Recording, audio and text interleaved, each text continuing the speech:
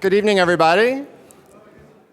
So my name's Steve Boggs. I'm the chair of the physics department, and I want to welcome everyone here to the 2014 Oppenheimer Lecture. This is one of the best traditions we have in the department, showcasing theory and very prominent theorists around the world. So I am only up here for 1 second to do a brief introduction of the person who's introducing the Oppenheimer Lecture. So it's my pleasure to introduce University Professor Marvin Cohen. He's one of the most prestigious professors here in our department, and he has a huge number of awards, which I'll have to tell you on another time, and including he was the president of the American Physical Society in 2005. And Marvin is going to introduce our speaker and tell you some about the Oppenheimer Lecture. Thank you, Marvin.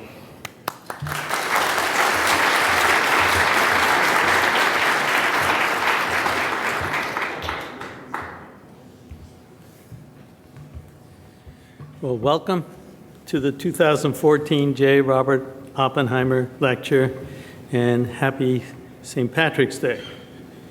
I'm Marvin Cohen, and it has been my great pleasure to serve on the Oppenheimer Lecture Committee since its inception in 1998.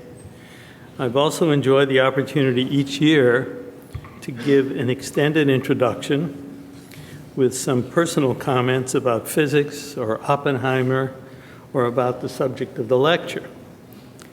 We've been privileged to have some of the world's outstanding physicists deliver lectures to us in this series. 6 of these have been Nobel laureates. The list of lecturers includes Murray Gell-Mann, Kip Thorne, Freeman Dyson, Qingming Yang, Robert Laughlin, Bruno Zimino, Edward Witten, Martin Rees, Michael Fisher, Stephen Hawking, David Merman, Claude Cohn-Tanuji, Frank Wilczek, Lisa Randall, Gerard Tuft, and in 2013 I was honored to give the 16th lecture. This evening I am particularly pleased to introduce Professor Jim Gates as the 17th Oppenheimer lecturer.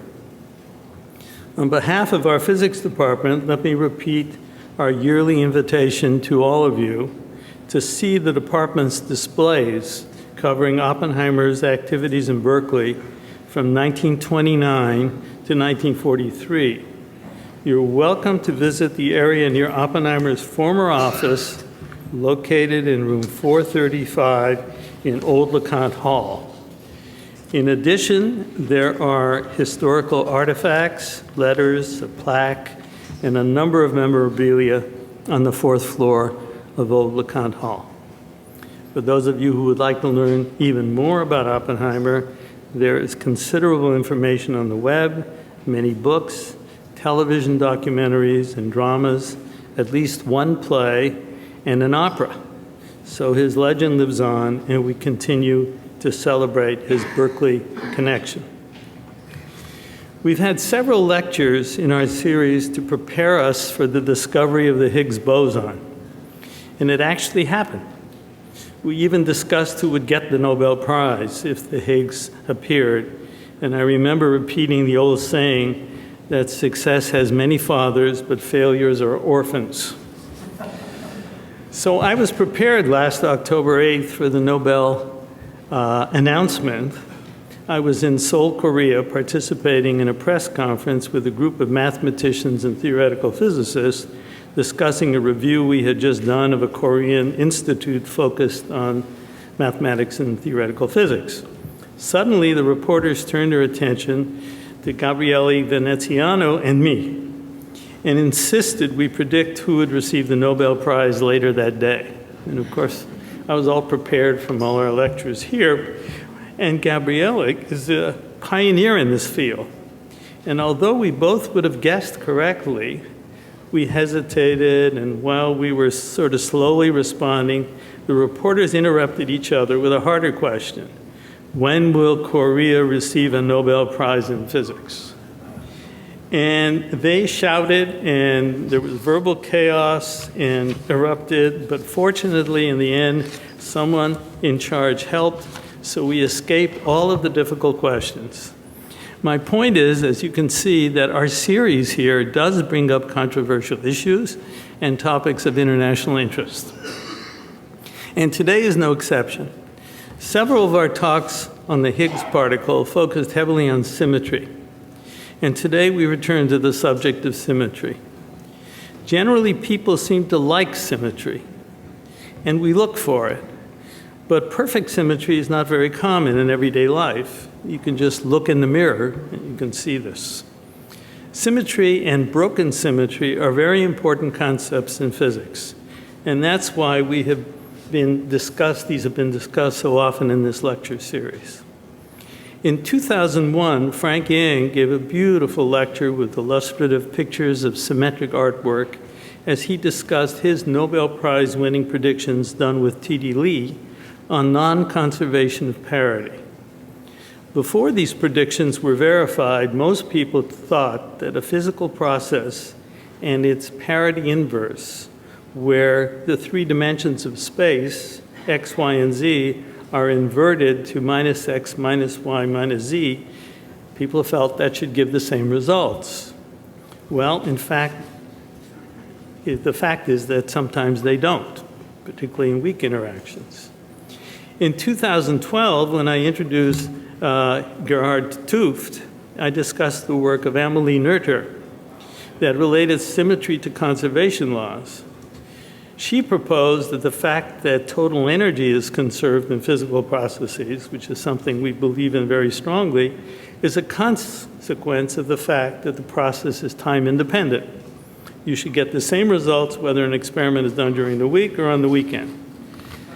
And rotational symmetry is connected to conservation of angular momentum, which is related to the reason why those skaters in the Olympics we just saw rotated faster as they pulled their arms in. But 't Hooft's talk was about broken symmetry. And broken symmetry was important, crucial for the prediction of the Higgs boson. And last year, I mentioned that broken symmetry in my field, in condensed matter physics, leads to magnetism and the emergence of new states of matter and new particles. However, tonight, we will hear about yet another associated concept, supersymmetry, or SUSY, capital S, capital U, capital S, capital Y, which is the acronym for supersymmetry. Our first lecture on supersymmetry was presented in 2003 by Bruno Zimino, who is here tonight. Bruno is one of the fathers of this field, and our speaker tonight, Jim Gates, had the first MIT PhD thesis focused on supersymmetry. The predictions of supersymmetry are as shocking as those for non-conservation of parity. We have been taught that particles and collections of particles, for the most part, come in two types. Bosons, such as photons, which are the particles of light, and fermions, such as electrons that make up matter. The bosons have integral spin or zero spin, while the fermions have half-integer spin. As I pointed out last year, bosons can gather and bunch together in the same state, and they create the fields in physics, electromagnetic fields, gravitational fields, and so forth. While the fermions obey an exclusion principle, the Pauli exclusion principle, you can only put one fermion in a state, so you can't bunch them. You can't make fields out of them. I then said that that's why you can't put your finger through the table. I got more questions on that than anything else after my lecture. But generally, fermions, such as electrons, protons, neutrons, and quarks, make up matter, while bosons are associated with the fields that allow fermions to interact with each other. For example, if you take two negative electrons, they repel each other, and they do it through an electromagnetic field which is related to exchanging photons. So two fermions and the bosons make up the field. But SUSY says there is more to the story. This theory claims that for every particle like an electron that is a fermion, there is a supersymmetric partner particle, a selectron. That is a boson. So The idea of having something so different is, as I said, shocking. For the bosons, there are also associated supersymmetric particles like photinos, related to photons, gravitinos, related to gravitons, etc. And this proposal is, as I say, shocking, but the underlying mathematics and some of the physical consequences of this theory are very appealing. However, I hasten to point out that none of the predicted supersymmetric particles have been observed yet. But, like the Higgs, many feel that they should be expected at the Large Hadron Collider in CERN. And I hope this will come to pass and we can have even more parties for Bruno. Sylvester James Gates, Jr. is University System of Maryland Regents Professor. He's Director of the Center for String and Particle Theory, and he's John S. Toll Professor of Physics at the University of Maryland, where he produces forefront research on supersymmetry, supergravity, and superstring theory. Jim received his BS degrees in 1973 in both mathematics and physics, and he told me today that his daughter is pursuing a degrees in math and physics. And in 1977, he received a PhD in physics from MIT, which I mentioned before. He is, a very active individual. He serves on President Obama's Council of Advisors in Science and Technology. This is the group called PCAST, and the Maryland State Board of Education. His scientific work and his work both on STEM, that's science, technology, engineering, mathematics, education policy, have made him a popular choice as a speaker with both the public and with policymakers around the world. In addition, he has appeared in several documentaries, and more are being planned at this point. His teaching and service have been recognized by awards. He received the College Science Teacher of the Year Award from the Washington Academy of Sciences in 1999, the Klopsteg Award from the American Association of Physics Teachers in 2005, and the Public Understanding of Science and Technology Award from the AAAS in 2006. His scientific accomplishments have also been recognized by awards and honors.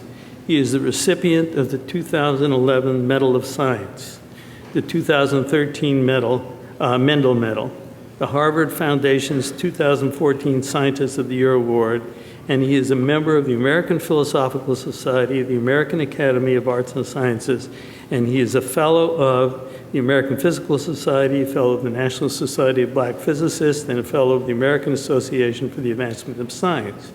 He is also a member of the Stellenbosch Institute for Advanced Study in South Africa.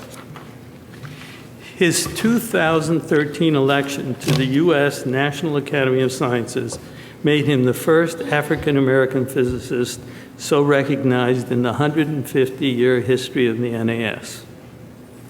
I have followed Jim's career for many years, and I couldn't help thinking of some words from Hollywood as I sent him so many congratulatory emails over the last 2 years. I once heard an actor say, "After 30 years of great work, I've become an overnight sensation." But from what I know and have read about Jim, it is not the honors, but his passion for physics that drives him. Permit me to end this introduction with a quote by Friedrich Nietzsche on music. He simply said, "Without music, life would be a mistake." Many of us feel that way about the study of physics, and I believe that Jim does too. Jim's title tonight is, "Did an Evolutionary Process Lead to Supersymmetry in Our Universe?" Thank you.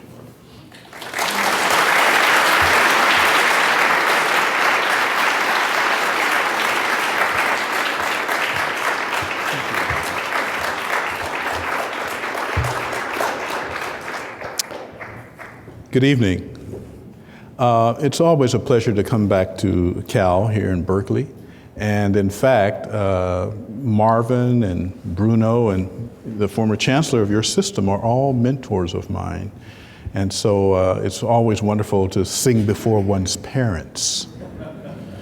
In fact, I'm going to tell a story on Bob, which I reminded him of earlier today. Oh yes, I'm going to tell everyone.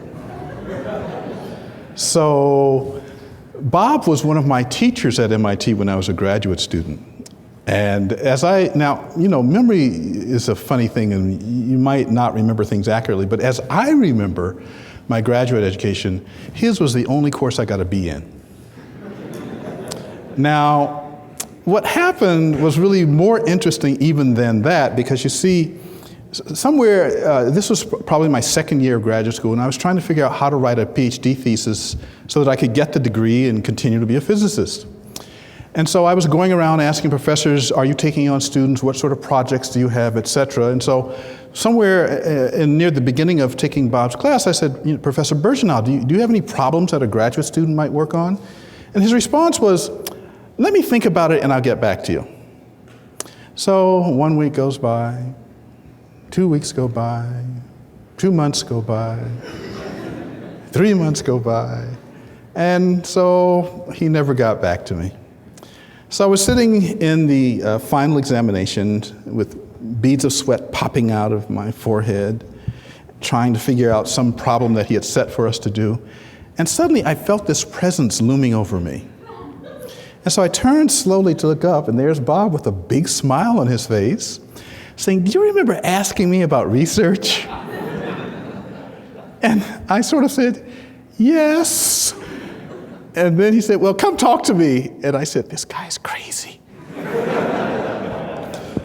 And so that's how Bob missed having me as his student, because that was such a frightening encounter that I said, I can't have a PhD advisor that will ask me a question like this on a final when I'm already frightened beyond my wits. But over the years, we have shared many opportunities to meet since then. We've worked on projects together and what have you. And I have been a very great admirer of your former chancellor. He's, in fact, a credible individual. And the system here in California was very, very fortunate to have him as its leader. So thank you for your service, Bob.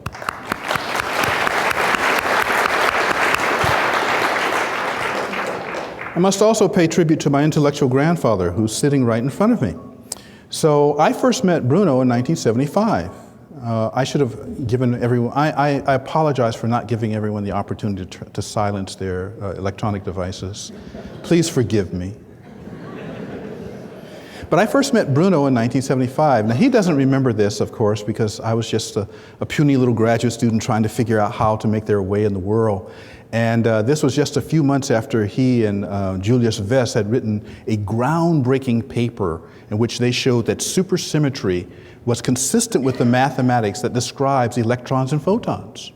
And so there were a lot of us kids who were really excited about it, and I was at MIT still trying to figure out how to do that thesis that Bob discouraged me from doing. And so I came across this subject. I was excited. The mathematics was glorious, something I had never seen before. And then we got an announcement at MIT there was going to be a conference at Northwestern University in Boston, and Bruno was going to be there. And so a bunch of us ran over there, and there was Bruno and a number of the other luminaries from supersymmetry and supergravity fame. And I remember just sort of standing in the background, kind of too shy to walk up and introduce myself and tell them how wonderful the ideas were. So how wonderful were they? Well, when I was at MIT, I finally decided that the work in the intellectual field that Bruno and Julius had begun would be the area in which I wrote my PhD thesis. And so I ran around MIT trying to find a professor who would guide me in writing this thesis.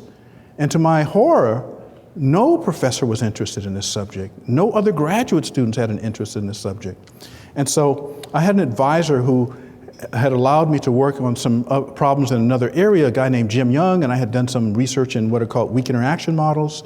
And I suddenly went to him one day and said, I want to work on this stuff that Professor Zermino has started. And so I began. Jim said, I'll let you do it, but I don't know anything about it. Then he stopped and said, nobody knows anything about it, so you have to tell me how you plan to write this thesis. And so every Friday, I had to come to Jim's office and give him an hour-long seminar in the progress I had made that week. And that's how I ended up writing the first PhD thesis at MIT. There is a codicil to this. So defending the thesis was very interesting.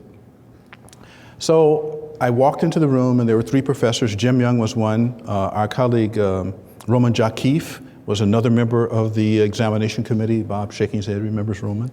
And the third member of the committee was someone whose name you might recognize. It's Ernest Moniz, your current Secretary of Energy. And so I walked into the room, I gave the thesis defense, and as I was walking out, Ernie said, "That's the best PhD thesis defense I have ever seen." And I was thinking, ha, ha, ha, ha, ha. You have no idea what I just did. Now, I don't know if there are any Star Trek fans here in the audience, but if I say the expression Kobayashi Maru, some of you get it. So let me explain for those of you who are not Star Trek fans. So the Kobayashi Maru is a computer-driven virtual reality test that every graduate of Starfleet Academy has to take. And so you get to be the captain of your own starship. But it's set up in such a way that no matter what decision you make as a captain, your ship will be destroyed. And so in the entire history of Starfleet Academy, only one cadet ever survived this test. His name is James Tiberius Kirk. And the way that he did it was the night before he rewrote some of the code. So you see, that's what I had done on my thesis defense. I had actually rewrote the code because I literally knew more than anybody else in the room on this subject. And so that was how I launched my career in supersymmetry. And now, some 30 years later, I'm still worried about supersymmetry. So today we're going to go on a bit of a journey with me to where we have been and where we're going. First of all, I'm going to share with you what I call theorist bucket list. So the first item on my bucket list is the Higgs boson, and in 2013, on July the 4th, I like to say the Higgs boson was born, because if you actually look at the date of the announcement from CERN, it was actually the 4th of July. So it was literally born on the 4th of July. The next item on my theorist bucket list is gravity waves. Now, today was one of those glory days in physics for those of you who don't know and follow such things. There's an experiment whose acronym is BICEP, and what they've been doing is studying the cosmic microwave background. We're going to look a little bit at that in this presentation, and what they have found is evidence for what are called B modes, and we'll talk about that later. But this is like one of the red letter days in physics, so it's like, yeah, we know what we're doing. The third item on my list is superpartners, and that's what Marvin mentioned in his introduction. We're going to come to know these things better through the presentation. And in order to ensure that this bucket list will never be realized, the last item is evidence for superstring theory, because I will be lucky, I will judge myself lucky if evidence for superstring theory from nature presents itself within my lifetime. And that is not a criticism, because I think it's also the only way that our species is going to get to a consistent quantum gravity theory, but we are just so far removed from there that I just don't see it, and I've thought this way for decades. Okay, so the cosmic microwave background. If you go home and throw your food into a microwave, it gets warm. And sometimes you have a light bulb in there. That light bulb might burn out, and if you still throw your food in the microwave background, in the oven, it'll still get warm, because there's an invisible form of light, like microwaves, that are doing the heating. So if you could see in microwave and looked up at the night sky, you would actually see a pattern of spots which will be coming visible shortly here. And those patterns of spots are places where the night sky is warmer or cooler in the microwave frequency of the electromagnetic background, electromagnetic spectrum. Now, you would have to have very sensitive eyes. So here we see kind of the microwave background illustrated in a cartoon form, of course. But if you could detect temperatures that are on the order of 1 part in 10,000, you would see there would be bright spots and dark spots in the night sky, and they would be up there every night that you could go and look. In fact, during the day, if you had eyes could actually see the microwave, it's always up there. Now, I'd like to call the cosmic microwave background, or the CMB, I'd like to call it the fact that our universe took a picture, its baby picture, when it was 380,000 years old. Think of that, a universe that's smart enough to take its own picture and have it painted up in the night sky. It's up there for anybody who understands how to go look at it. So if you study the microwave background, you can look for patterns that essentially look like whorls. And or vortices, I guess is the appropriate word. If you look for these vortices, they've actually been found for the first time in the cosmic microwave background, and this is the strongest evidence to date that in what we call inflationary cosmology works, that our universe began with the Big Bang, that it underwent a period of exponential growth, and that this growth exited in a very interesting way. And the signals are up there in the sky for anyone to read who has the technology and the smarts to figure out the story that our universe is trying to tell us. So we're going to leave that realm of cosmology, but like I said, today is one of those red letter days. Every one of you should be sort of jumping for joy because this was a great day for physics. So we're going to go back to the kind of physics I mostly worry about. And actually, we're going to start with chemistry. You know, if you walk into a chemistry classroom, there's this thing on the wall that you've probably seen a million times and don't think very much about. It's got the letter H on one side, HE on the other side, and then a whole pattern. But if you went back far enough in time, that object, that schema, that chart would look like this. You see, when Mendeleev first proposed the periodic table, there were elements that were not known, and you can see there are holes in this chart behind us. And one of the interesting things about this is that you can use these holes to predict new forms, new elements, new forms of matter. And that's precisely what happened. When Mendeleev created this table, he predicted that these holes would be filled in. He even predicted roughly what would be the chemical properties for the things that are in the missing holes. Of course, the table of elements today looks like this. And as you can see, it's a beautifully symmetrical pattern. Marvin, in his introduction, talked about symmetry. We humans seem to be exquisitely tuned to symmetry, and I suspect that there's an evolutionary reason for that, which you can pretty much figure out. You know, you can imagine a tribe of proto-humans on an ancient plain and looking at the horizon, and it's perfectly straight unless you see a bump. And if that bump is moving and getting larger, the question is it coming to eat me? Right?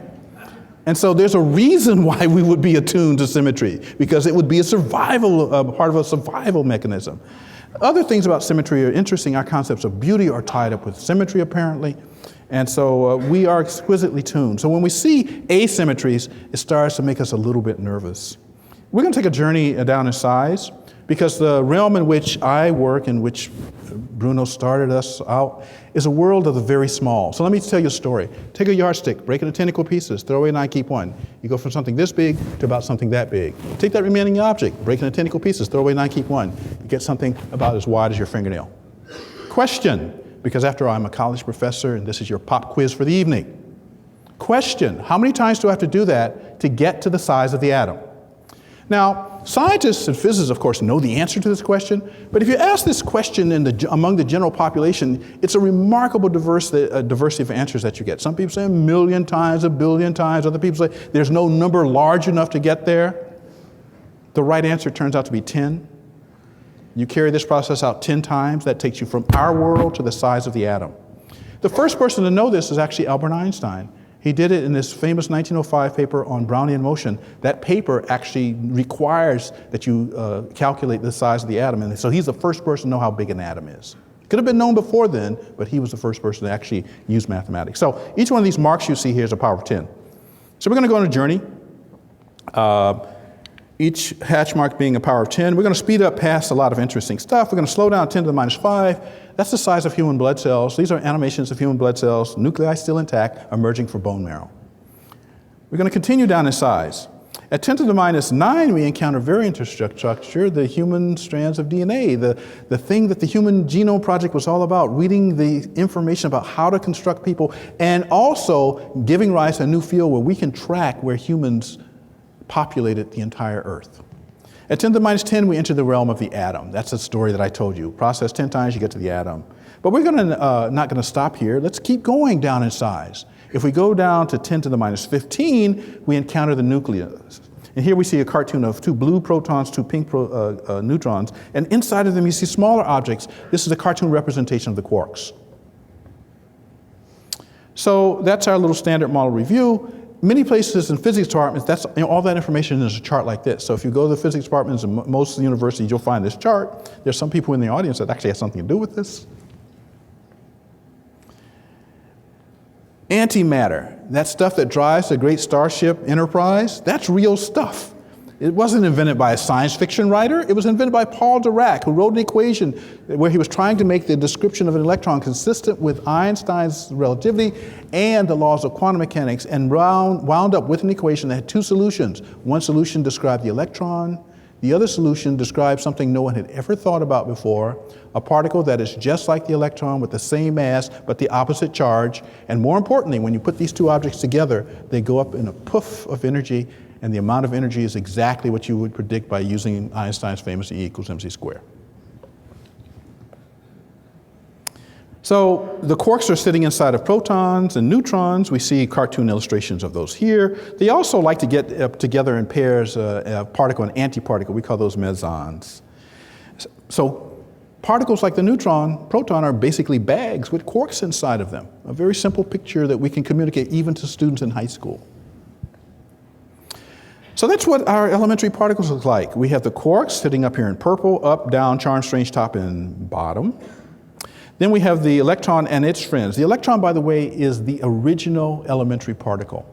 The electron was first posited by an electrochemist named J.G. Stoney in the 1860s, who was trying to figure out how electroplating worked. And he had this idea that if something smaller than the atom existed in nature, then he could understand what was going on when he lowered the anodes and the diodes and put it in solution and starts to electroplate. He's the first person in recorded history to have the idea that there's something in nature that is smaller than an atom. So you can see this is actually an epochal event, something smaller than an atom. So the electron is that thing. But it turns out that nature's prolific. In addition to the electron, nature supplies us with another object that's 200 times as heavy. We call it a mu particle, as well as another object that is like an electron but 1,700 times heavy. We call it the tau particle. And then in addition, nature supplies us for each one of these with a neutral particle, which has a very, very small mass, so small that about a decade ago, or maybe 15 or 20 years ago, you would have asked one of us, we said it has no mass at all. But due to an experiment in Japan called Kamiokande, we know that these things actually have very, very tiny masses and that they actually mix with each other. And then finally, they're the force carriers. Marvin mentioned photons. Photons are the force carriers for the electromagnetic force. We're going to meet that. There are other forces in nature, the forces that keep those quarks inside the interior of the proton and neutron. There are 8 force carriers called gluons for that purpose. The W and Z particles are the particles of the weak force. And most people in the public don't know about the weak force, so let me try to remind you a little bit. If you go back, I was born in the 1950s. There used to be a lot of science fiction movies. Whenever the mutant monster came out, it glowed. That glow is actually real. It's caused by the weak interaction. And so there are force carriers for the weak interaction. All these particles act like little spinning tops, but there's something very strange about them. Quarks and leptons spin at a rate which we physicists measure in a number called h bar. In fact, the spin rate goes like integer or half integer in the case of the electron times half integer plus 1 times h bar squared. So you can think about measuring the spin rate. But the spin rate, you can neither speed it up nor slow it down. It's fixed by nature, unlike a basketball. So, how do the forces work? Well, it's what Marvin told us. Namely, in this cartoon here, we see 2 particles of light illustrated by these little white blobs, so we can think of those as electrons. One electron tells the other, you must be repelled. It does so by sending a message carrier saying, I'm here, I have a negative charge, if you have a negative charge, move away from my location. That message carrier is in fact the photon, which you can see in the middle of this picture. Now what's really wonderful about this picture is it allows me to tell this story to anyone who, even if you have very little scientific training, you can understand this story. And yet, this is also a technical device invented by Richard Feynman for calculating the mathematical expression for the forces between 2 electrons. But Feynman also told us life is actually much more complicated for electrons. Here's another picture that explains the repulsion between 2 electrons. What's different about this one? Well, on the left-hand side here, you can see the electron emits a particle of light, which it then later reabsorbs. That was not there in the picture before. If you calculate the mathematical expression for this, it's different from what you learn in high school, 1 over r squared. And then this is just the beginning of a more complicated story. That diagram we just saw is called vertex corrections. Here we see a process called vacuum polarization. In this process, you have an electron that emits a photon at the point I'm pointing here. This photon moves along and then disappears into a particle-antiparticle pair. which then travels a small distance. They have opposite charge. They attract each other. They get back together. E equals mc squared says they produce another photon. It is this second photon that then communicates, move away from me. And when you put this together mathematically, you find out it is yet different again from 1 over r squared. So I like to tell people we physicists are really good at lying. You see, because when we start to tell you, certainly in high school, about the force between two particles, we say, gee, it goes like 1 over the square of the distance times the product of the charges. That's just the first picture I showed you. That picture turns out to be correct if there is no quantum mechanics in the universe. But we apparently do live in a quantum mechanical universe. And so the force law is actually different from the thing that we teach you in high school. It has small corrections proportional to higher and higher powers of h bar. The charges for quarks and leptons are rather strange. They obey these equations, and these equations actually ensure the mathematical consistency of the objects I'm talking about. And so here's our standard model. This was a standard model as of 2 years ago. We see our quarks, our leptons, our force carriers, the gluons over in the far right. And then when the discovery of the Higgs boson happened, that's what happened. We added one more. That should ring a little bell. Remember when we went back and looked at chemistry? It started with Mendeleev's table with holes, and then we had to fill them in to find all the elements that we now know about. This is an illustration of a point which the general public doesn't often seem to have access to, which is that science is a dynamic process. Science isn't some fixed static thing that sits in a book. In fact, I like to tell people that if you think the things in science books is science, that's just like walking into a sculptor's studio, looking down at the floor, seeing a whole bunch of pebbles, and concluding that the jobs of sculptors is to make little pebbles. You have missed the entire point of the activity.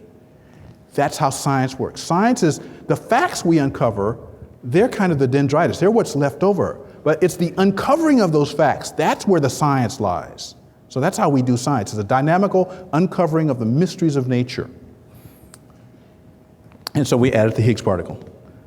So if I go back, let me look at that table for a second. Is that symmetrical or not? Well, you might say, well, it's kind of symmetrical. So let me look at this through a slightly different lens. Let me tell you a little story. Imagine that there were two children sitting on a swing, and the two children are going back and forth. And first I'm actually going to watch several children. So the first child is going to be a boson and a fermion. And I put them on a swing, and I start them swinging, and then, they might get in phase or they might rock together, because that's, after all, how real children act, right? You can swing in phase or you can swing out of phase. So now let me take one child named fermion and the other child named boson. Once again, I watch them swing. They can swing in phase or they can swing out of phase. That's perfectly acceptable. Now let me take two children whose names are fermions. What you find is the most amazing thing. If you put them in a swing, they can only swing 180 degrees. They can only swing out of phase, so that when one child is going forward, the other child goes back. And when the second child comes forward, the first child goes back. And that's the only way they can swing. That story captures the essence of the exclusion principle that Marvin told you a moment ago, that it is excluded for the two fermions to swing together. They can only swing in this rocking anti-symmetrical motion. And this story that I told you can actually be calculated into a simple quantum mechanics class. If you take, for example, two particles, confine them to what we physicists call an infinite square well, and look at the wave functions and say that these things are fermions, you will find out that only antisymmetric pairs of products of wave functions can actually work. And so that's the swinging that we talked about. So bosons and fermions, that's a fundamental property of nature. So let me look at the standard model in a slightly different way. Let me point one other thing out. I talked about spinning tops. The Higgs boson has no spin at all. It is the first fundamental particle we have ever discovered in several hundred years of doing science that has no spin. So it's a very different animal from all the rest of the objects in the zoo. So we talked about bosons and fermions. Let's look at all the particles of the standard model through this lens of bosons and fermions versus what they do. Again, following Marvin's discussion. What we find is that the electron and all of its friends are matter particles, just as was said in the introduction. The quarks are also matter particles. They are not force carriers. On the other hand, all the bosons in the model, the gluon, the photon, the Z and W intermediate vector bosons, and the Higgs particle, those are all bosons. In other words, if we go back to our swinging analogy, everything that's a boson is allowed to either swing either in phase or out of phase. Everything that's a fermion has to have this anti-rocking phase, and that's the only thing they can do. That's a simple way to remember what's a boson and what's a fermion. So let me look at this picture. Is this symmetrical? It's obviously not.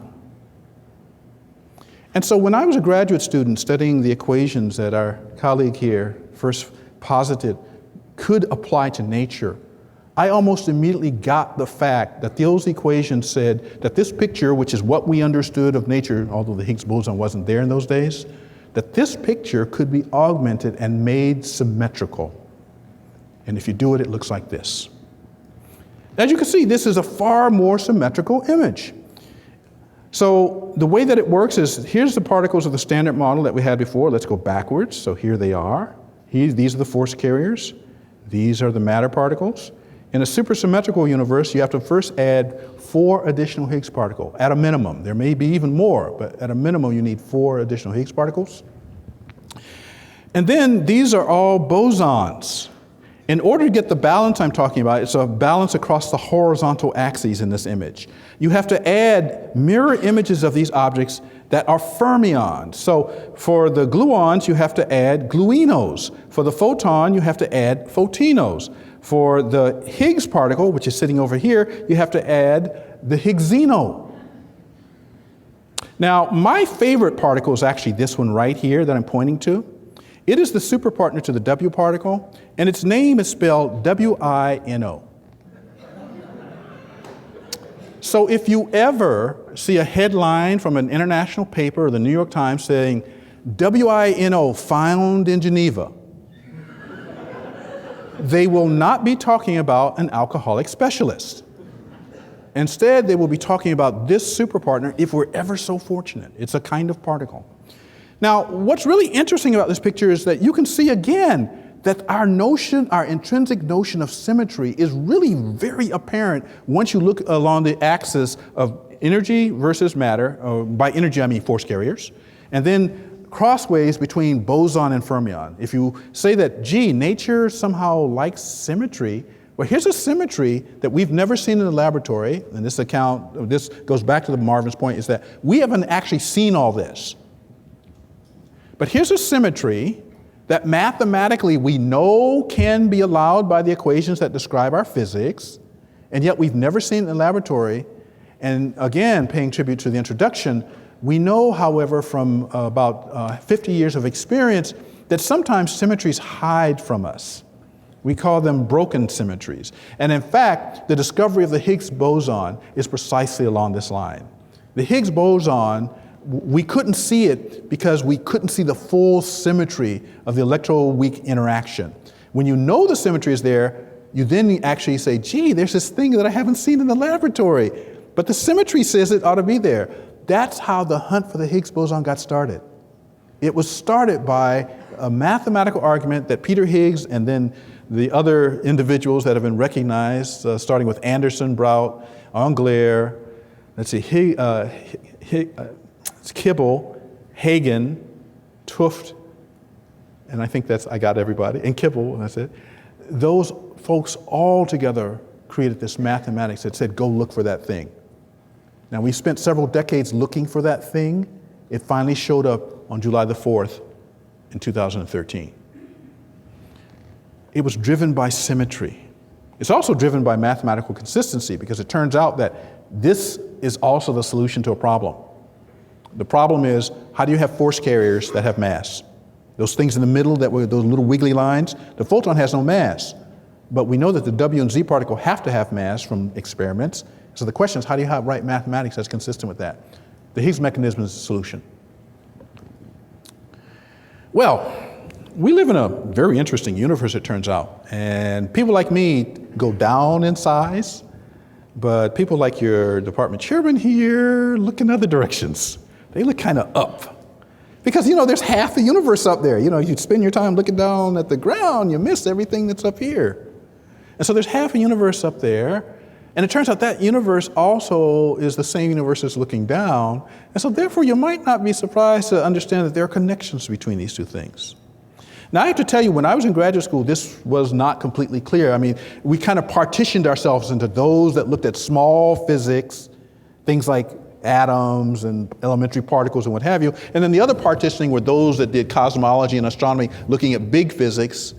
And we never really thought about the connections very much, except that in the 1930s, some really weird and interesting things start to happen. So for example, you can ask yourself, gee, we have a universe where there's hydrogen and helium. We do. We have lots of elements, but we have those two.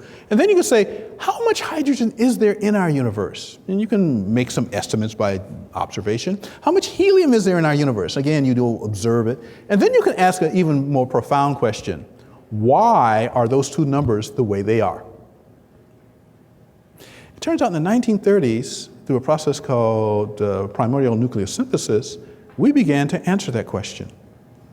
And you see, primordial nucleosynthesis has a lot to do with the way stars work, and therefore you got to look up to kind of know about that stuff. But helium and hydrogen atoms are tiny.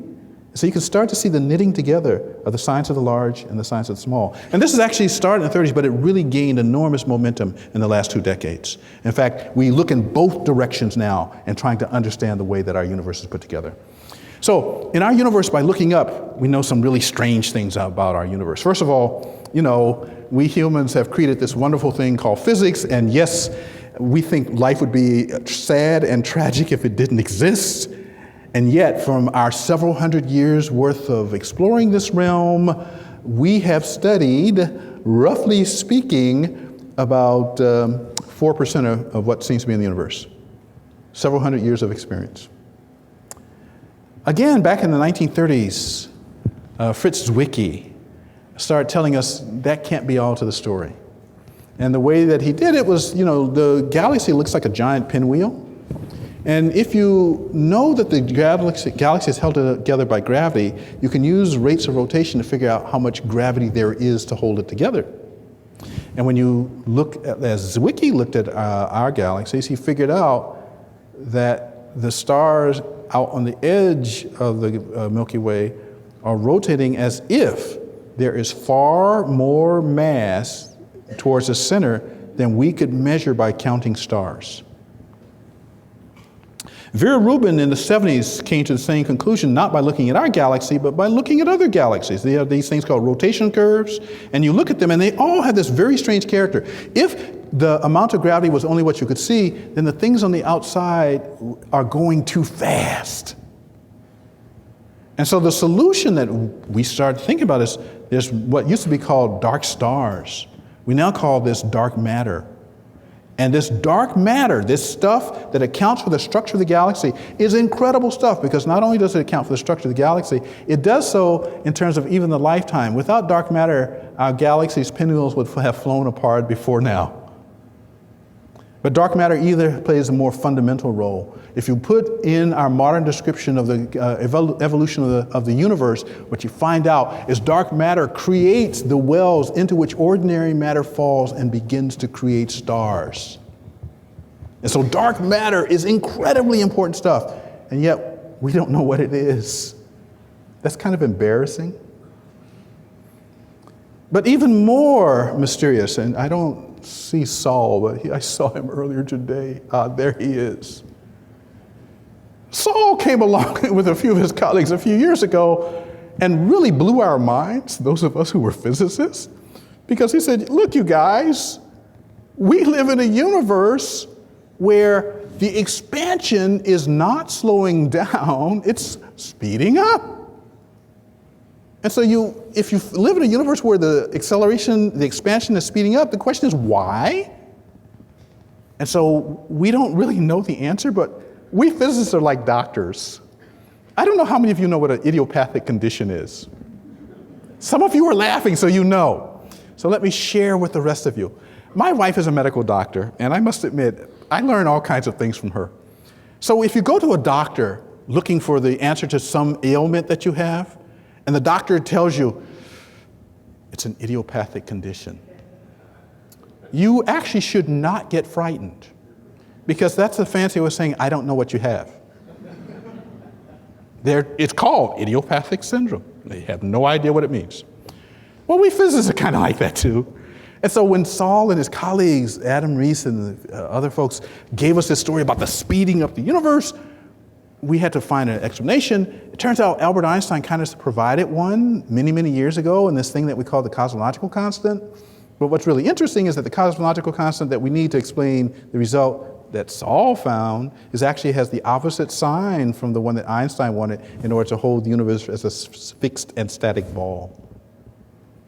And so once again, we see the dynamical process of physics at work and science at work. So there's this stuff called dark matter. Okay, so if this stuff is really there, we needed to explain all these things about the universe, how come we haven't seen it? Well, now I'm going to try to tie this to the absence of seeing superpartners. Because remember, in order to get the symmetry, I claimed there had to be a lot more stuff. We've never seen it in the laboratory. So maybe these two things are symptomatic of the same thing. Maybe the fact that we haven't seen dark matter that explains on the cosmological scale what's going on is also the absence of seeing the superpartners. And in fact, in a large class of equations that study superpartners, you find out that there are candidates in the equations, things that are called weakly interacting massive particles, WIMPs are their nicknames. You can see in the WIMPs objects that could play the role of the dark matter on the cosmological scale. Now, WIMPs are kind of interesting because they're kind of like the extra part of the supersymmetric extension, but they would correspond to the lightest one of those extra things we've never seen, the LSP, lightest supersymmetrical particle. Now, the story in science is never completely clear. Maybe it's WIMPs. It turns out that there are even with superpartners ways to avoid having WIMPs that do the job. But if you include a property called R parity, they do the job. So in a large class of models, WIMPs look like the source of dark matter that you need on the cosmological scale. We talked about the B mode discovery. You see the rings in this diagram? Roughly speaking, the B modes acting on the their signatures in the CMB tell us that there are these ring-like structures among the primordial gravitational fields, and that's what we're celebrating when we say today is a red letter day for physics. And I'm sorry this transparency was out of place. Now, Higgs particle. Okay, we've seen it. Is that the end of the story? Well, almost. Higgs particle has a mass of about 125 or 126 GeV over c square. GeV over c square is how people like me measure mass. We don't say 5 pounds, that would be too simple. That would be too accessible to the public, right? So we have to make it somehow fancy, GeV over c square. So the Higgs particle weighs about 125, 126 GeV over c square.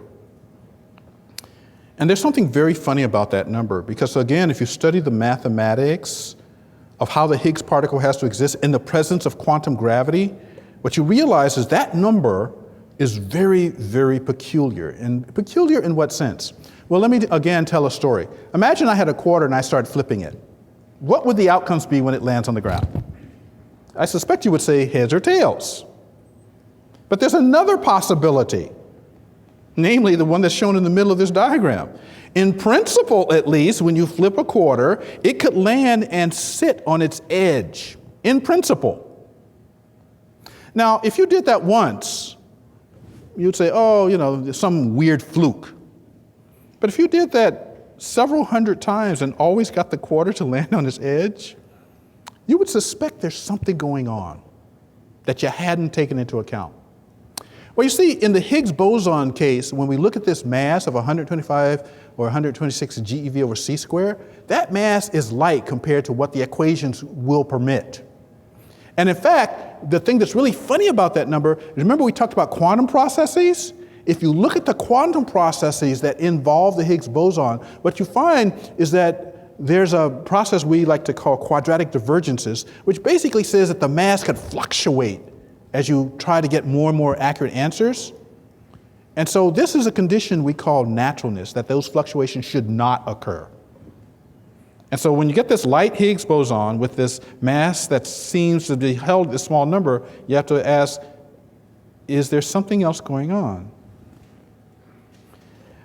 This has been illustrated by a physicist named Matt Strassler in these diagrams, and this is a little bit of the only graphs I'm going to show you.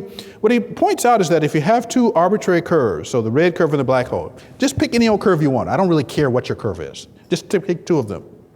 If you add them together, two arbitrary curves, then what you find is that when you add them together, there's no reason to expect a region of flatness at this point, because the curves are arbitrary, so they should fluctuate in an arbitrary manner.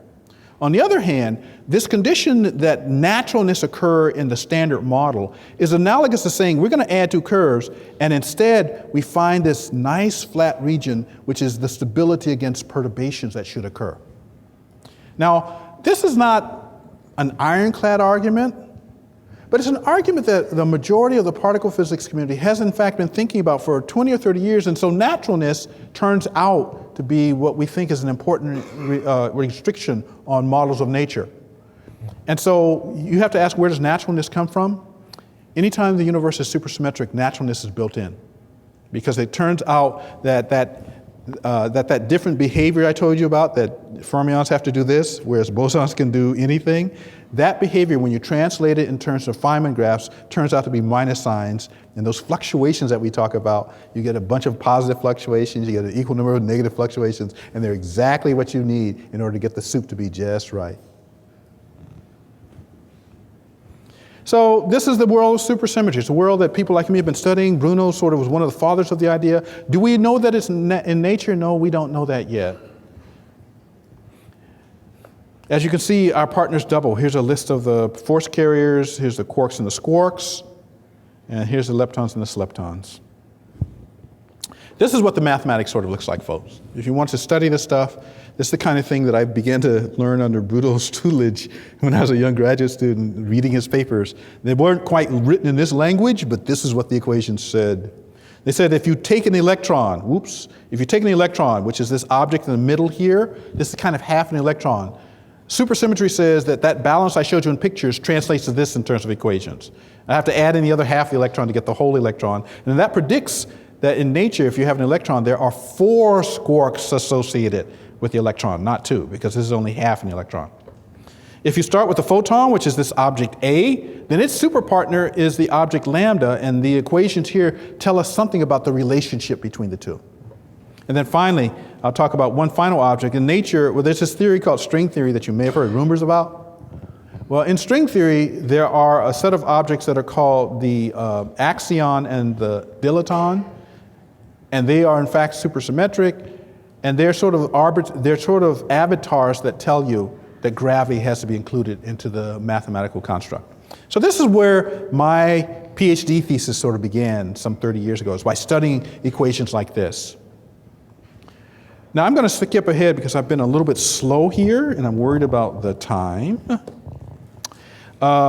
So let me jump ahead just a little bit in my presentation and point out that there are problems in my field that for 30 years no one has been able to solve.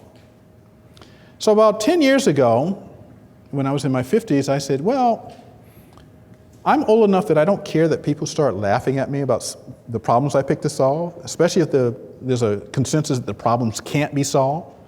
I figured I'm a tenured professor. I have the luxury. I don't have to worry about tenure anymore. I have the luxury to go out and look at these ideas that people say can't be done. And so with a friend, a colleague of mine named Michael Fox, the first thing we did is we developed a graphical language for understanding superpartners, this balance that I showed you.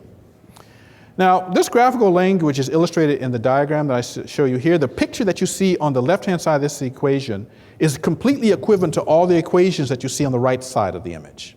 They are in one-to-one correspondence. In fact, things like Feynman rules exist to convert these pictures into the equations. And that was our discovery, that there's this graphical language for understanding supersymmetry.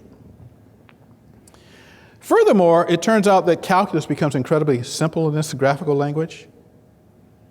I just did a derivative. Imagine going to a calculus class and all you have to do is move beads around. But literally, I just did a derivative when you saw those balls move. It turns out every white ball, and this is actually a function, every white ball is a boson. Every black ball is a fermion. And in fact, if you check these relationships, which I can show you offline sometime, I've just actually converted between two supersymmetrical sets of equations. So we were surprised that these graphs could capture all of this information. So here's the second graph. And you know, in my business, when you find something interesting, you know, it's very difficult to be a theoretical physicist, folks, because most of the time you spend your life in frustration. There's something you want to solve, you can't solve it, you don't know the answer, and you're struggling to find the answer. So when you find an answer, often in my field, you decide to name something in a very arbitrary, capricious, and often comical way. So we decided to give these pictures a name. We started calling them adinkras. The word is actually a West African word and basically translates as a symbol with hidden meaning. And that's what these symbols are. So Michael actually was the person who suggested it, and I immediately said, that's a great idea. So we've been studying these mathematical objects. And the thing that's really interesting about these mathematical objects is they allowed me to make a breakthrough to speak to people like my friend Edward.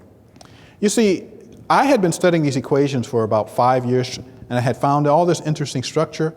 And in the summer of 2005, there was a math conference in Marseille, France, where I was a speaker. I was speaking in front of an audience of almost exclusively mathematicians. I was trying to find some mathematician to explain to me what this structure was that we had found.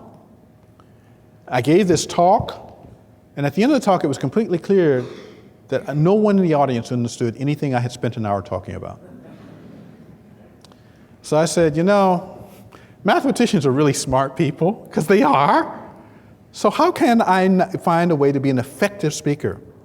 And it turns out that these pictures actually were the breakthrough. Because you see, physicists like me, when we write equations, they tend to look like that. You know, they're kind of scattershot. They have all these weird symbols. These things, these labels like this one and that one are things we call subscripts. Mathematicians hate subscripts, mostly. And so I had made the mistake of using my physicist language to try to communicate some ideas to a group of mathematicians. And the utter failure of that attempt, which is the worst presentation I've ever made at a conference, the utter failure of that told me I needed to find another language to express the ideas. And that's why we were primed to find another way to express these relationships that we could see in the equations. Now, when we found this language, it was actually these pictures. And what's really interesting is the way that it actually worked is the pictures act as a Rosetta Stone. That is, we physicists knew about the equations that generate a certain picture. We could kind of hold the picture up in front of our mathematical colleagues' eyes and say, what do you see here? Now, you may think it's funny, and most people think that mathematicians and physicists, at least theoretical physicists, do something rather similar. Well, if you're a mathematician or a theoretical physicist, you know that's not true. In fact, there's a language barrier. And so these graphs are how we got past the language barrier, because we could show our mathematical colleagues these objects and say, what do you see here? And they started telling us things like, gee, that's a combinatorial object that you've discovered that's buried in the equations of your physics. Now, this led to an astounding discovery. As I said, I'm concerned with time, so I'm going to speed up a little bit here. But this led to an astounding discovery several years ago. Namely, here's a more complicated set of equations. And now I'm going to do some algebra. Algebra here means move the balls around. So, gee, wouldn't it be great to get this into the K through 12 system? Right? Maybe we could get more kids to actually think about mathematics as fun. I'm going to do, after doing some matrix algebra, because that's what I'm actually doing here, the changing of the location of these balls are what correspond to acting with matrices. There, I'm doing an integral. Lowering a ball means that you did an integral. I'm doing 4 integrals right now. I'm going to do 3 more. And when I finish the next 3 integrals, well, you're going to see that there are 2 identical subcells that were not at all apparent in the initial picture, and therefore that pattern wasn't apparent in the equations either. Now I'm going to take these 2 subcells and smash them together. Black balls to black balls, white balls to white balls, blue lines to solid blue, dash green to dash green, solid reds to solid reds, complete matching. And as you can see, I have to go through some manipulations to do that. They're now lined up for the smashing. I open it back up. And remember, this is mathematics, so it means I can extract equations from these. Both the initial picture I showed was a set of equations. This thing that I'm showing you is a set of equations. This thing corresponds to equations that describe half the electron. The object I showed you initially contains equations that actually are parts of Maxwell's equations. And so what we just learned by this graphical story is that Maxwell's equations are somehow, in some deep mathematical way, related to the equation of Dirac, which describes the electron. Now that's really interesting, because if you wanted to have a unified field theory, which is what Einstein wanted, you would need to have a mathematical structure that joins the equations of Maxwell's equations to the equations of Dirac. That's what we have found in this language, a graphical way to illustrate those connections. Now, it turns out that I'm going to end my talk by telling you the thing that has gotten me into lots and lots of trouble. So this is that picture that I showed you of this more complicated thing that contains Maxwell's equations. Let me get rid of the dashing so that it looks like this, and also let me introduce a kind of notation. That is, I'm going to give each ball a name. I'll call the bottom ball 0, 0, 0, 0. And the reason for doing that is because there are 4 colors in this picture. If I move along a red link, I will change the first 0 to a 1. If I move along a green link, I will change the second 0 to a 1. If I move along the third link, I will change the third 0 to a 1. And if I move along a black link, I'll change the last 0 to a 1. If you actually start moving through this graph, you can find out this is a unique name to give addresses to everybody in the graph. And you can see their names because I've actually shown them to you. Now, when I folded that picture up, what happens is that this ball here actually got folded down there. The ball that is sitting here actually folds together with the ball sitting there. The ball that's sitting on this side of the image folds over there. And so what you can see from this point of view is once you name these balls, what happens is when you fold them together, they all have, when you add their addresses, you have to have the same address. 1, 1, 1, 1. Now, when we derived this result, and I have to acknowledge my colleagues here, there were 3 mathematicians, 3 physicists, myself, Tristan Hupsch, and Michael Fox were the physicists, Charles Duran, Kevin Iga, and Greg Landweber were the mathematicians. And when we derived this result, we wrote a paper, and we wondered about this patterns of ones. And it turns out that if you know something about digital communication, 1111 should ring a bell. When you sit at your browser creating strings of bits and sending them to another computer, they're static on the line. So something you type as a 1 might be received as a 0 at the other side. Something you type as 0 might be received as a 1 on the other side.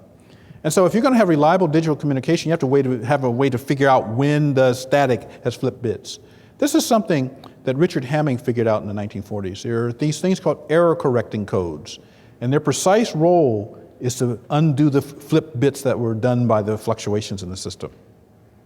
It turns out that this number 1111 is the simplest member of a set of codes that are called block linear self-dual error correcting codes. The set of numbers 411 with 4 ones.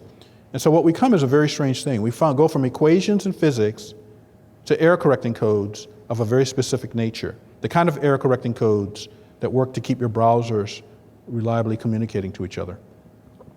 So we wrote a paper, and this was like 5 years ago, and we submitted the paper to a journal, and it was rejected because we couldn't get anybody to understand. First of all, we couldn't understand what was going on. It took 6 months before we started talking about the paper, even after we wrote it, and then when we submitted it, no referee could sort of wrap their mind around it. We kept getting rejections, and so we kept working at trying to explain the narrative better. But in the meantime, just like I'm speaking to you, I give a fair number of public presentations, and sometimes people ask me about my research. And so if you actually go to YouTube right now, you'll find that there's a video that has me in it making the claim that we live in the world of the Matrix. Now, how does that actually work? Well, let's see. I wrote an article for Physics World, an English journal, a couple of years ago about this research, and at the end of the article, as a joke, I said, imagine the Matrix movie had physicists in it. How could they figure out they lived in the Matrix? One way might be to look for signs of computer code in the laws of their physics. But that's what we were pointing to in the equations of supersymmetry. Now, in the article, we also say, look, We know that just because you find the same mathematics in two different systems doesn't mean the two systems are related to each other. This was a warning that you could find in Wigner's famous essay on the unreasonable effectiveness. So we know that, and we stated it. But you know, the public is a very different kind of, has a different kind of standards. And so there's this kid who said, Jim Gates claims we live in the Matrix. I didn't say that. So if you have friends who say there's a scientist who says we live in the Matrix, please correct them. Error correction. What I said was that the structure of supersymmetrical equations involves error correcting codes at a very deep level. And there are four things that you could think about in response to this. You could say it's just an accident, different mass, same mass, different systems. Or you could go the route of this kid who created this YouTube video, which has almost 500,000 hits on it now. And you could say, oh yeah, we're the Sims in somebody's computer. About a month after we wrote the article in Physics World, another young man who I've never met came up with a different solution. He said, error correcting codes in nature? This is a person of deep faith. We're Sims in God's PC. And then I now come to why my title is so strange, because you see, when I started thinking about this result of error correcting codes in physics, the first question I asked myself was, is there any place in a natural system where we have seen the action of error correcting codes? And I keep bumping into people in genetics who say, yes, in genetics, there is some evidence that error correcting codes work on the genome to support its stability. So as a scientist, if you ask me to answer a question, the first thing I'm going to do is try to go look for a model in nature. And so if you ask me what these error correcting codes are doing here, the only model I have to point to is genomics. Now, if error correcting codes are present in genomics, it's pretty easy to figure out what they're doing. They're actually maintaining the stability of the genome because they're basically controlling fluctuations so that you successfully propagate the organism into the future. So why would equations of physics need error correcting codes? And there's only one time in the history of the universe that I know about when this might be true, and that's near the time of the Big Bang. You see, at the time of the Big Bang, if you try to think back to as close as you can to the time of the Big Bang, the universe was a place where incredible high densities, incredible high temperatures, fluctuations. And so the question becomes, how does any stable structure come into existence and maintain itself in that environment? It might be advantageous to have a system that has error correcting codes in it. And so that's why we have this strange title. Error correcting codes in genomics, if they're there, are evidence of evolution. If supersymmetry is found in nature, the big philosophical challenge will be, what are these error correcting codes doing there? And the only answer I know from a model in nature is a model that comes from biology, genomics, and evolution. Thank you.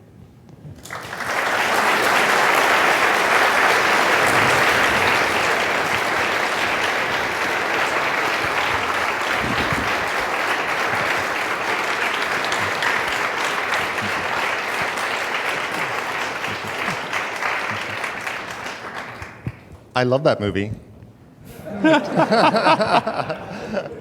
So before we open the floor up to questions, I just had a very brief announcement I wanted to make. So it's just to share some good news for the department. So as you know, if you don't mind me taking 1 minute here. So this lecture is named for Robert Oppenheimer, who is remembered for starting our tradition of theoretical physics in our department here. And he ensured that our department has initially remained one of the great centers for theoretical physics, and that today is encompassed in our Berkeley Center for Theoretical Physics, or the BCTP. This center is home to faculty, grad students, postdocs, and numerous visitors and collaborators who pass through our department every year. The BCTP is supported both by public and private funding, and tonight I'm delighted to announce the creation of a new fellowship by two of the dearest friends of our department. So Doug Tuttle, who is sitting here in the front row, and his wife, Lynn Brantley, who was unable to join us tonight, unfortunately, have just created an annual fellowship that will go each year to an exceptional graduate student in theoretical physics. This fellowship is named the Brantley Tahoe Fellowship, and will be announced each fall in the annual gathering of theoretical physicists hosted by Lynn and Doug at their home in Tahoe. So a huge thanks to Lynn and Doug for their generosity. And so let's give Doug our thanks. Thank you, Doug.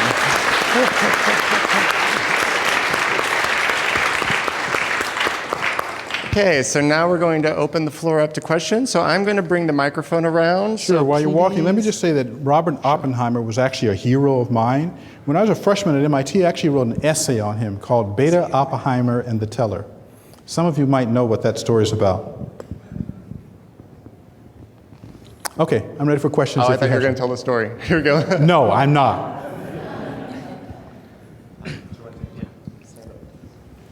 If you say there's error-correcting codes in these equations, then Yes. what does the word error imply? That there's some sort of unfavored solution? This is, in fact, why I make the appeal to evolution as a model. The first time I was asked this question, in fact, was in a setting much like this, and I quite frankly was unprepared to give an answer because I hadn't thought about what the codes might do. It, I believe, has something to do with consistency of the laws of nature, essentially. That if we find let's make sure we understand. First, we've got to figure out that the world is supersymmetric. That means we've got to find evidence of it. We can't just say we know this is the case.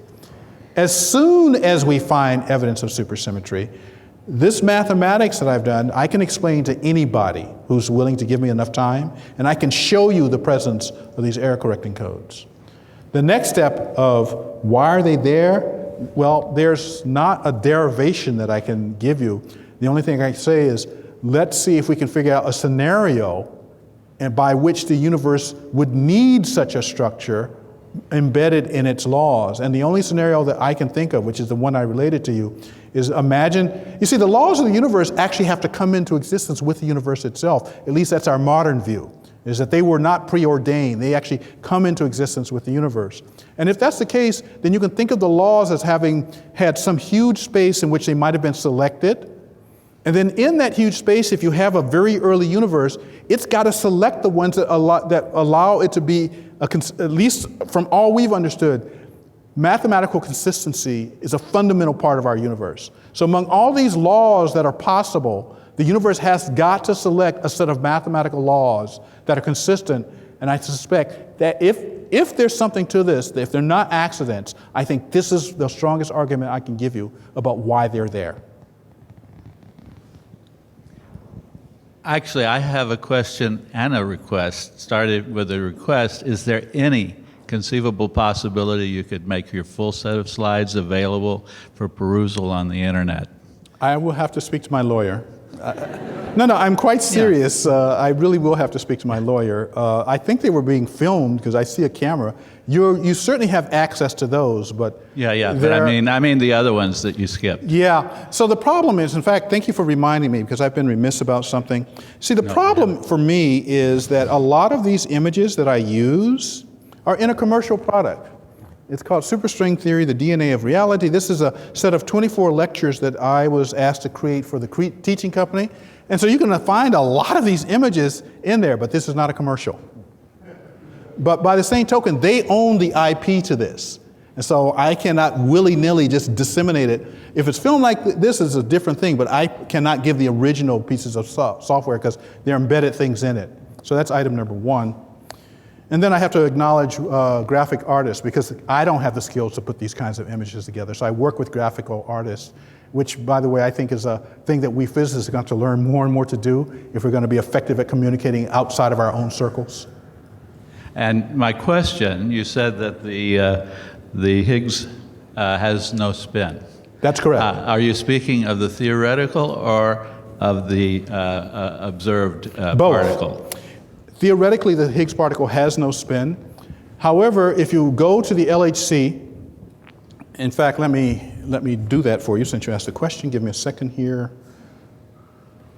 So if you actually went to the LHC and talked to the people who performed the experiments, they will tell you that the way that we see Higgs particles is essentially by looking for decays of W particles into particular patterns, typically 4 lepton type patterns. Now, the intermediate stage of that decays is that the Higgs particle actually decays into a W plus and a W minus. These are spinning particles, and so we can actually look at the angular momentum of the products that come out of the reaction and use that to predict the spin of the particle that is the parent, and it gives 0. So that's how we know that experimentally the Higgs particle doesn't have a spin. A little bit late, so we're going to have one more question, and then we'll thank our speaker again. Hi. As far as I understand, error correcting code just means you take a vector space and you put it inside another vector space in a particularly clever way. So from that, I might have thought that the appearance of error correcting codes in the laws just meant you wrote too many laws and with the wrong variables. Why instead, like the place where the information was a lot smaller than you thought it was. So why instead do you posit this account in which it's actually a structure of nature that these are present? Well, first of all, I didn't say it was a structure of nature. I've been very careful to say, and I said it a few moments ago, I'll say it again. First, we have to actually detect supersymmetry, and then this is a property of the equations which have supersymmetry. The next issue is this a property of nature? Well, until I or someone else can figure out how to make a prediction on the presence of due to the presence of these things, I cannot answer that question. All I can say is it's in the mathematics. Until I can make a prediction, I don't know how to tell whether it's a property of nature or not. Let's thank Professor Gates one more time.